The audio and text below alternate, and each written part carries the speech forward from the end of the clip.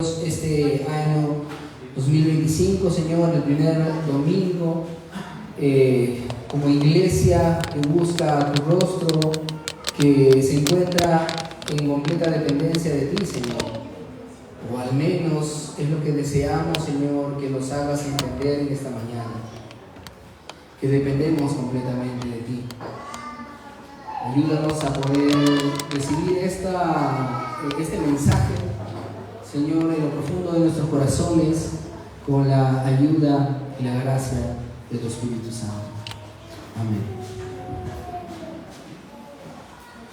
Bien, para los que estaban esperando la continuación de la serie de la carta de Pablo a los romanos, pues vamos a tener que esperar un poquito más todavía, porque hoy vamos a empezar una nueva serie, que es la serie de las bienaventuranzas, también conocidas como el Sermón del Monte. Amén. Para entrar un poquito en el contexto en el que se desarrolla este tipo de sermones, debemos recordar algunas cosas que se hacían o que se hicieron o que el Señor mandó que se haga en el Antiguo Testamento. ¿No? El Señor les había anticipado al pueblo de Israel que en el momento que ellos llegaran a la tierra prometida tenían que subir a la cumbre de unos montes y desde allí iban a declarar las bendiciones de la obediencia y también las maldiciones de la desobediencia. Y es como que el Señor hace una recreación de ese momento en Mateo 5, subiendo al monte, pero en esta ocasión no escuchamos maldiciones de la desobediencia, ya que las maldiciones del pecado del pueblo del Señor saben que Él las cargó en la cruz. Amén. Y más bien dio un mensaje que podría ser visto por el público de ese momento como algo contradictorio, un sermón que era para muchos de ellos desalentador, pero para el pueblo del Señor más bien es un sermón lleno de esperanza. ¿Por qué? Porque el Señor comienza a dar una serie, al parecer, de instrucciones en medio de un pueblo que estaba bajo el yugo de Roma, ¿no? Recuerdan que este pueblo de Israel que más adelante, estos judíos que más adelante van a recibir a Jesús diciéndole bendito el que viene en el nombre del Señor, ¿no? Esperando de que Él fue el que los libere de los romanos, ¿no? Esperarían que el Señor comience a darles noticias como en este tiempo, si lo traemos a nuestra época, como el predicador que sube al púlpito y comienza a decirles que todos van a ser prosperados, ¿no? Que todos van a ser exitosos, de que todos van a poder obtener o alcanzar todas sus metas y todos sus sueños, ¿no? Pero por el contrario, Jesús pareciera que empieza a decirles que más bien son dichosos en medio del sufrimiento y el dolor, ¿no? Bienaventurados los que lloran, bienaventurados los que son perseguidos, ¿no? Y digamos que los judíos podrían haberse quedado impactados en medio de esta declaratoria de bienaventuranzas. Espérate, Señor, me estás diciendo que estoy aguantando durante años el yugo de Roma y que ahora me dices encima que debo sentirme alegre por ser perseguido, que debo sentirme alegre por sufrir. Sí. Pero esto es porque las declaratorias de las bienaventuranzas es una forma en la que el Señor nos está llevando a nosotros a conducirnos a nuestra realidad como pecadores y a nuestra realidad como personas que necesitan de Él como la única esperanza. el pastor Sugel Michelin pone un ejemplo referencial, ¿no? Y dice, imagínense que ustedes están padeciendo de algún dolor, alguna enfermedad y se van al médico y el médico les dice, les tengo una excelente noticia, usted tiene una enfermedad y en 6 meses se va a morir, ¿no? Y como que se queda con eso, ¿no? Espérate, si me dices que me voy a morir, ¿por qué eso sería una buena noticia? ¿No? Es algo equivalente, ¿no? Donde el Señor viene y les dice, dichosos porque van a sufrir, ¿no? Entonces, la razón por la que nosotros deberíamos ser dichosos ante estas declaratorias no son por lo que nos espera, sino más bien porque ahora que sabemos que vamos a enfrentarnos, nos podemos preparar para lo que viene, ¿no? Pero no nos vamos a desalentar y vamos a empezar entonces con esta primera bienaventuranza. Mateo capítulo 5, verso 1, 2 y 3. Cuando vio a las multitudes, subió a la ladera de una montaña y se sentó. Sus discípulos se le acercaron y tomando él la palabra comenzó a enseñarles diciendo, dichosos los pobres en espíritu, porque el reino de los cielos les pertenece. Amén. En otra versión les diría, porque de ellos es el reino de los cielos. Amén. Entonces, nuevamente, verso 1. El Señor sube a un monte, como les decía al inicio, como una referencia a este momento en el que Moisés y los israelitas hacen la proclamación de las bendiciones de la obediencia, ¿no? Al inicio, cuando llegan a la tierra prometida. Recordando que en la antigüedad, entre los judíos, habían 2 formas de profetizar a las personas. Una de ellas, que era, digamos, la forma negativa de profecía, que se anticipaba con una palabra, una serie de palabras que son bastante conocidas por nosotros, que es el ay, ¿no? Ay de ti, ¿no? Ay de ti, cuando comienza el Señor, ay de ti Capernaum, ay de ti Betsaida, ¿no? Ay, no ahí, ¿no? Ay, como de dolor, ¿no? Ay. Gracias. Y en contraste, las palabras proféticas positivas, se podrían decir, empiezan con la frase dichoso, ¿no? O bienaventurado, ¿no? Entonces digamos que esto debe ser tomado como una palabra profética en sentido positivo, ¿no? El Señor no está mandando maldiciones, no está lanzando maldiciones, está lanzando bendiciones. Y como era costumbre de ellos, el maestro busca un lugar donde sentarse para que todos los discípulos estén a su alrededor. Si se fijan bien, no dice en este versículo que hubiera multitudes, como a veces se refleja en las películas, ¿no? Cuando el Señor comienza a decir la bienaventuranza, hay un montón de personas ahí. No, ¿quiénes estaban con él? ¿Quiénes estaban? Sus discípulos, ¿no? Sus discípulos se le acercaron. Amén. Y si vemos que aquí le está dirigiendo estas palabras de bendición a sus discípulos, nosotros, ¿en qué lugar estamos? ¿Ah? Sencillo, ¿no? En el mismo lugar que ellos. Porque la palabra dirigida a sus discípulos es la palabra dirigida a su iglesia. Y nosotros estamos ahí con ellos, ¿no? Un equivalente a la última oración que hace el Señor antes de ser arrestado, ¿no? Y comienza a orar por sus discípulos, que se amen los unos a los otros como el Padre y el Hijo se aman. Y luego comienza a decir, y también te pido por los que han de creer, ¿no?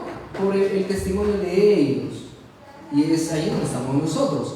El Señor oró por nosotros antes de ser arrestado. Pues en esta declaratoria de bendiciones también el Señor está dirigiendo estas palabras a nosotros en esta época. Tomando en la palabra, comenzó a enseñarles diciendo: bienaventurados los pobres en espíritu, los pobres de espíritu, porque el reino de los cielos les pertenece. Amén. Ahora, ¿quiénes son estos pobres en espíritu? ¿Quiénes son estos pobres en espíritu? Vamos a empezar diciendo quiénes no son los pobres en espíritu y a quienes el Señor no está haciendo referencia con esta frase. Y uno de ellos que ha sido motivo de confusión durante años es la ausencia del término espíritu, porque muchos solamente toman como que son bienaventurados los pobres, nada más. Y más o menos a mediado del segundo siglo al tercer siglo, y se incrementó en el sexto siglo al 10º de la era cristiana, comenzó lo que se le llama el monasticismo, ¿no? Esa época donde cristianos querían dedicar su tiempo y su vida al Señor, y entonces se separaban de la civilización para irse a una zona alejada, ¿no?, llamada monasterio. ¿Sí? ¿Cuántos han escuchado el término monasterio? Bien, en estos monasterios habían los famosos monjes, ¿no?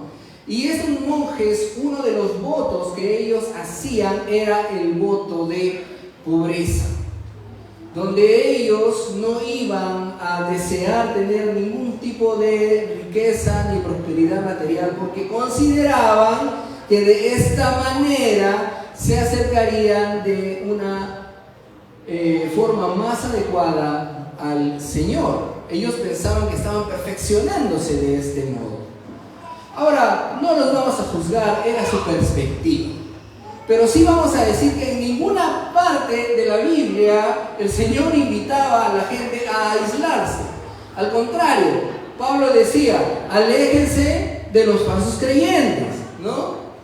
Porque si les dijera que se alejen de todos, tendrían que salir de este mundo. Pablo era bien claro, ¿no?, en enseñar que las personas que deseaban alejarse de todos, aquí, no es posible. No es posible, porque nuestro deber es llevar el Evangelio a toda criatura. Y si me aíslo, ¿cómo lo haría? No hay forma. Sin embargo, bueno, era la postura de ellos, pero esto no es lo que el Señor llamaba, a lo que el Señor llamaba pobres de espíritu. De hecho, podemos ver un versículo. Quiero que alguien de ustedes me ayude a leer la primera carta de Pablo a Timoteo, en el capítulo 6, verso 17. ¿Un voluntario?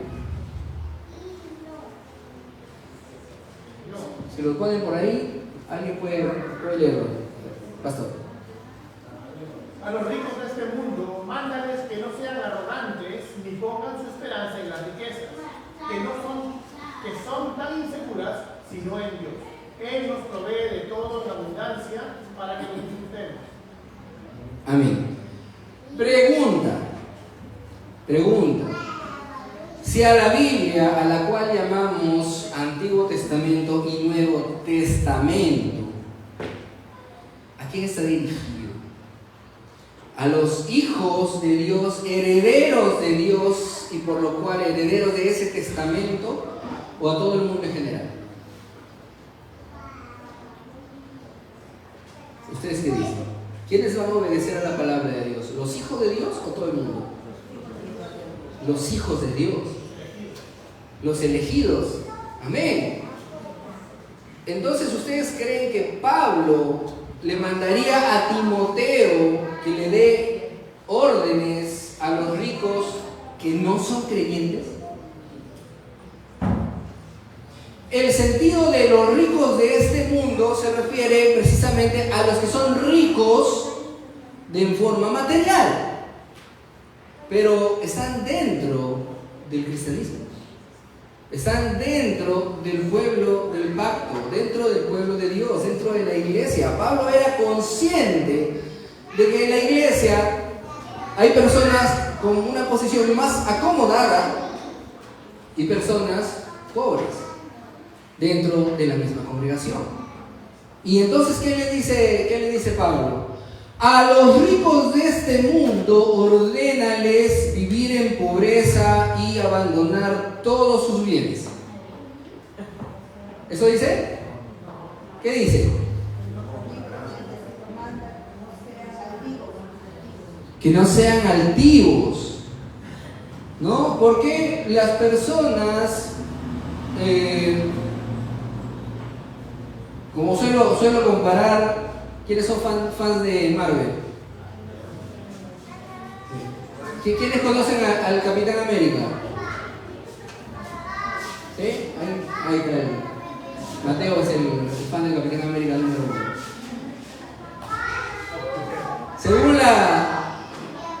Según los argumentos de Marvel en el Capitán América, a este personaje se le inyecta lo que se le conoce como el suero del supersoldado, ¿no? Y el científico creador del suero le dice a los otros, ¿no?, que este suero no les da algo nuevo o especial a las personas, ¿no?, al receptor, sino que va a potenciar lo que tiene dentro.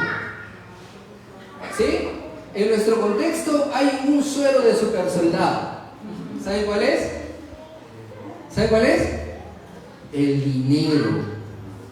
El dinero no te cambia. El dinero potencia lo que tienes dentro. Saca a relucir lo que realmente tienes. Porque la Biblia no dice que el dinero es malo.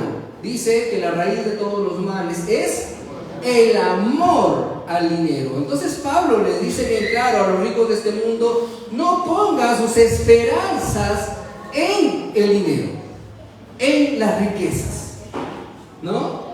No pongan sus esperanzas en las riquezas, porque las riquezas se les pueden ir. Pero tampoco les dice dejen sus riquezas, ¿no?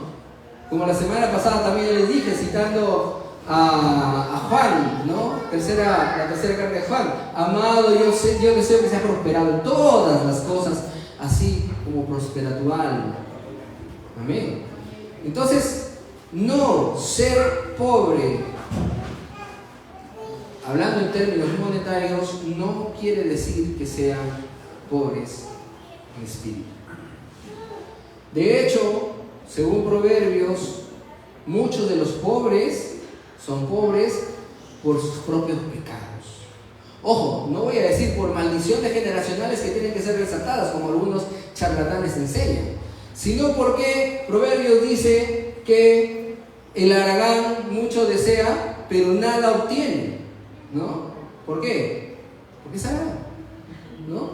Porque si quieres prosperar necesitas producir, necesitas trabajar, ¿no? Entonces, no seamos negligentes y luego terminemos diciendo de que soy pobre porque, bueno, tengo una maldición generacional que vengo arrastrando, o porque el Señor ha querido que sea pobre. En muchos de los casos sí puede ser que alguien esté destinado a la pobreza, ¿no? Tipo la oración de Agur, ¿no? Señor, no me des mucho ni me des poco. El Señor sabe y conoce nuestros corazones y Él sabe lo que es mejor para cada uno de nosotros. Amén. Pero lo que queremos ver en esta mañana es que la pobreza material no quiere decir pobreza en espíritu.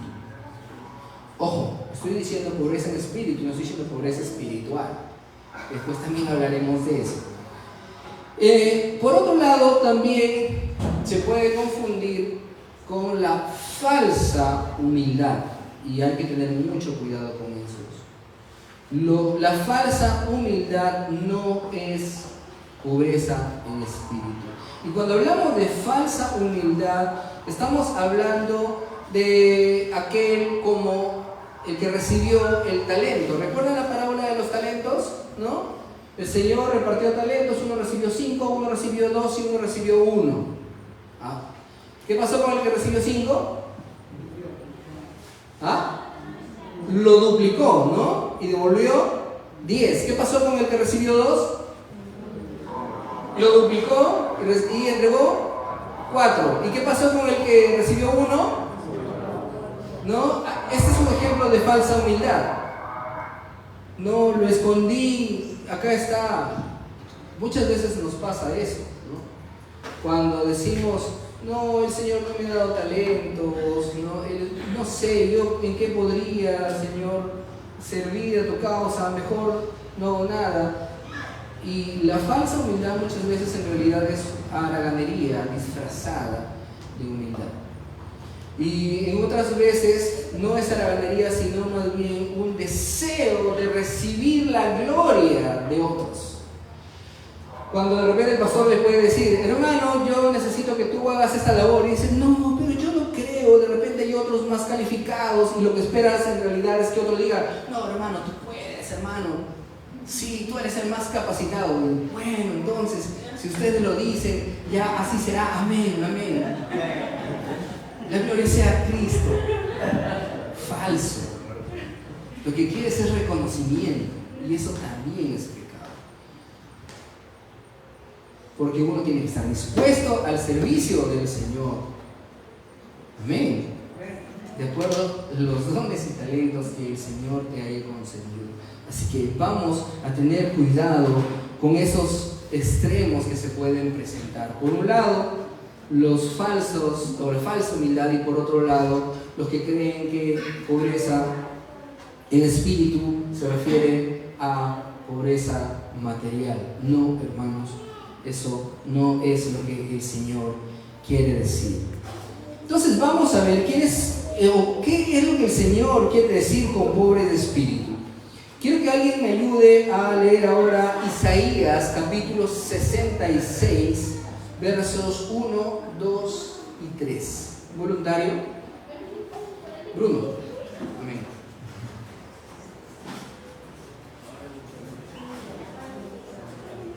Así dice el Señor: el cielo es mi trono y la tierra el estrado de mis pies. ¿Qué casa me puede construir? ¿Dónde estará el lugar de mi reposo? Fue mi mano la que hizo todas estas cosas. Fue así como llegaron a existir, afirma el Señor. Yo estimo a los pobres y los ricos de espíritu, a los que tiemblan ante mi palabra. Amén. El Señor primero empieza declarando: yo soy el dueño de todo. Nada me pueden dar ustedes, ¿no? Inclusive en el verso 4 hace un comparativo con los que dan ofrendas. Dice: los que presentan toros es como si mataran a otras personas, despreciando las ofrendas de los altivos, ¿no? Él dice: yo aprecio al pobre de espíritu. Y luego que dice: al que tiembla ante mi palabra. Al que tiembla ante mi palabra. ¿Recuerdan la semana pasada que estábamos cantando la cadena de coritos antiguos? ¿Sí? Había uno de ellos, ¿no? Te alabarán, oh Jehová, todos los reyes. ¿Sí? ¿Recuerdan que sigue la letra? ¿Ah? ¿Qué más? Vamos a cantar ahorita. Y cantarán de los caminos de Jehová. ¿Por qué? ¿Por qué? Porque Jehová es excelso en sus caminos. Porque Jehová atiende al humilde, mas mira de lejos al altivo. ¿Amén? Eso es un salmo, ¿no? El Señor dice eso: el contrito de espíritu no despreciarás, mas al altivo lo mirarás de lejos, ¿no? Y vamos a poner algunos ejemplos.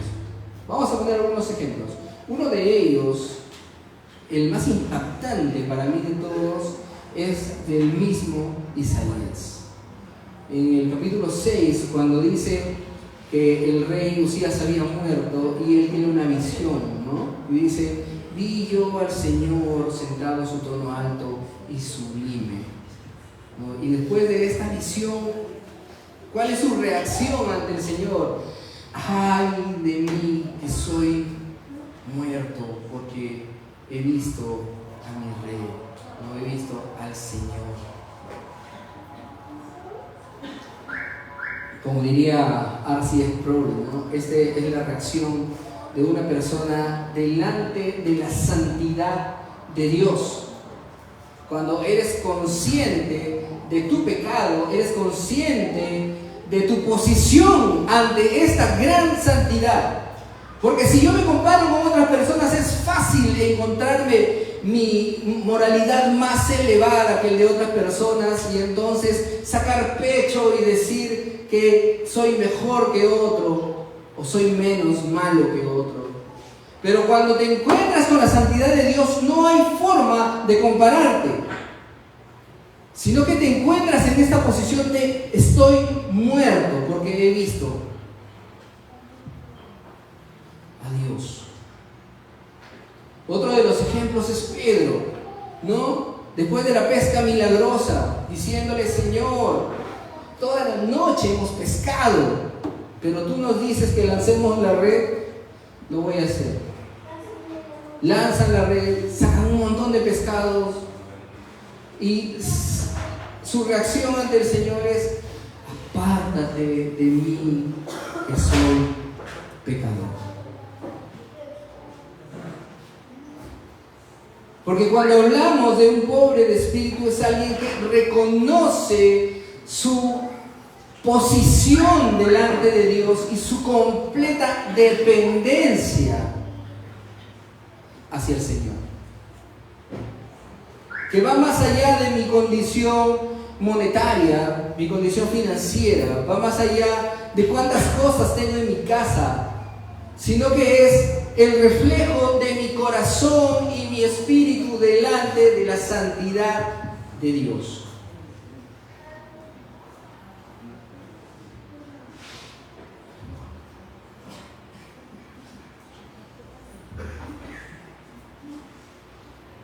Todos tenemos carencias delante del Señor. La diferencia es entenderlo y aprender a reconocerlo. Vamos a poner un ejemplo, ¿ya? Quiero que cada uno de ustedes se mentalice en esta posición. Imagínense que ustedes se fueron a un restaurante, ¿no? Un restaurante elegante. Pero por algún motivo, la persona que les invitó a este restaurante todavía no ha llegado. Así que ustedes se quedaron en la puerta, nada más, no han ingresado. Y en esta espera viene alguien más elegante y de mejor posición que ustedes, lo mira en la puerta, saca una moneda y le da, pensando que está pidiendo limosna. ¿Cómo se sentiría? Sincera, ¿cómo se sentiría? ¿Ah? Yo creo que la primera reacción es: no, yo no estoy pidiendo limosna, ¿no? Es humillante, es humillante. Ahora les pongo otro ejemplo, ¿ya? Les pongo otro ejemplo. Imagínense que por algún motivo ustedes se encuentran en un viaje corto y ya tienen que retornar a sus hogares, pero por algún descuido se les cayó la billetera y se quedaron sin batería del celular.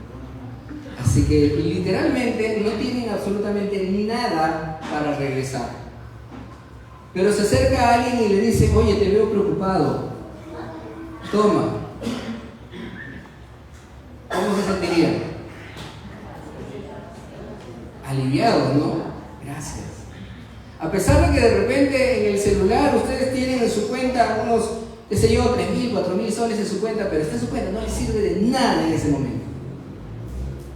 Y para remate, la billetera está perdida, así que de repente le están haciendo las cuentas. Entonces se da cuenta cómo, de acuerdo a la circunstancia, cambia cuando somos conscientes de que estamos enfrentando una necesidad. Es muy diferente.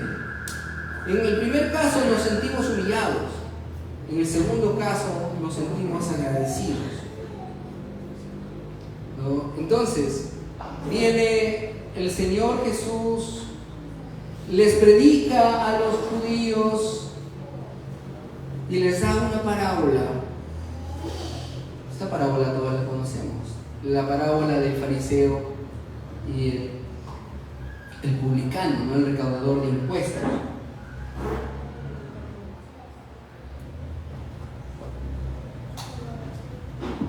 Y ambos se encuentran orando al Señor. ¿Y qué es lo que dice el fariseo? Oh Señor, te doy gracias porque soy mejor que este publicano miserable que está. ¿No? Yo diezmo de todo y ayuno muchas veces. Y el publicano que decía, sin poder siquiera mirar al cielo y dándose golpes de pecho: oh Señor, sé propicio de mí, pecador. El primero, la pregunta: ¿cuál de los dos tenía necesidad del Señor? ¿Quién dice? ¿Quién responde? ¿Cuál de los dos tenía necesidad del Señor? ¿Davo? Los dos. ¿Los dos? Ahora, ¿cuál de ellos era consciente de esa necesidad? ¿Ah? El publicano, ¿no? Por eso es que el Señor comienza a decirles: los publicanos, las prostitutas, están delante en el reino de los cielos. ¿Por qué? Porque ellos entienden que son pecadores y que necesitan del perdón. Pero los fariseos y los escribas, ellos no eran conscientes, ¿no? Cuando el Señor sana al ciego y le dice: si ustedes fueran ciegos, entonces ahora verían. Pero como dicen que no son ciegos, no verán. ¿No? El Señor no ha venido a llamar, dice, justos, sino a pecadores al arrepentimiento. Vamos a ver una palabra fuerte. Apocalipsis capítulo 3, verso 17. Un mensaje a una de las iglesias más conocidas. ¿Quién puede leer? Un voluntario. Algo, gracias por ofrecer.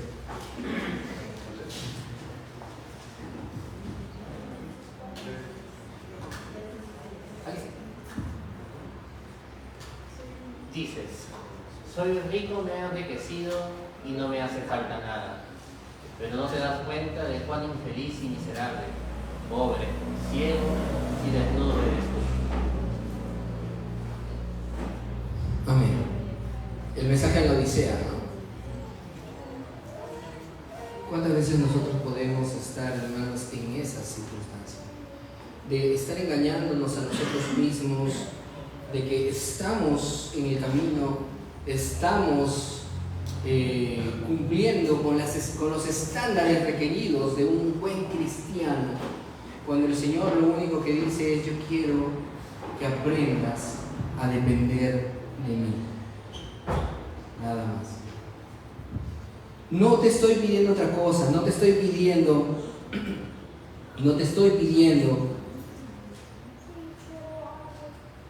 que tengas que ser el mayor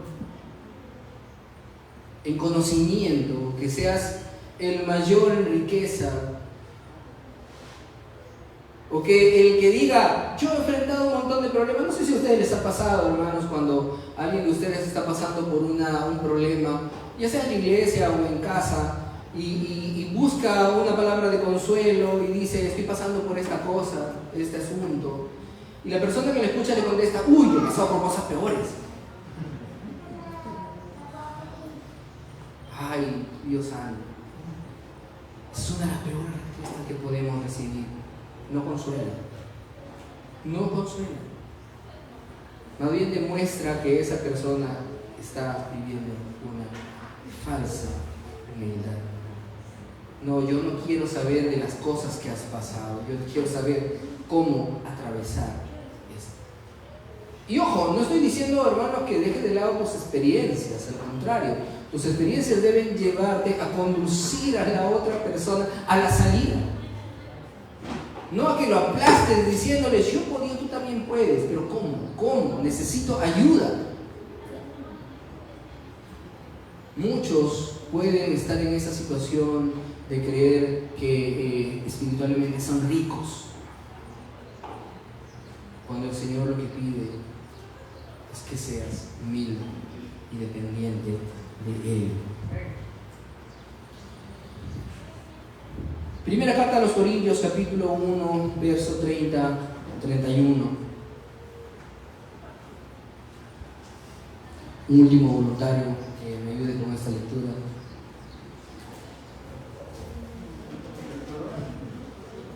Primera carta a los Corintios, capítulo 1, verso 30 y 31. Va a estar también aquí proyectado, si no lo pueden buscar. Señor Leti.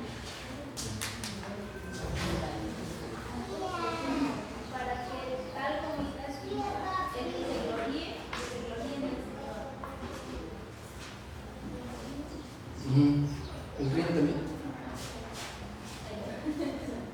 Pero por obra suya están ustedes en Cristo, el cual se hizo para nosotros sabiduría de Dios, justificación, santificación y redención, para que tal como está escrito, el que se gloríe en el Señor.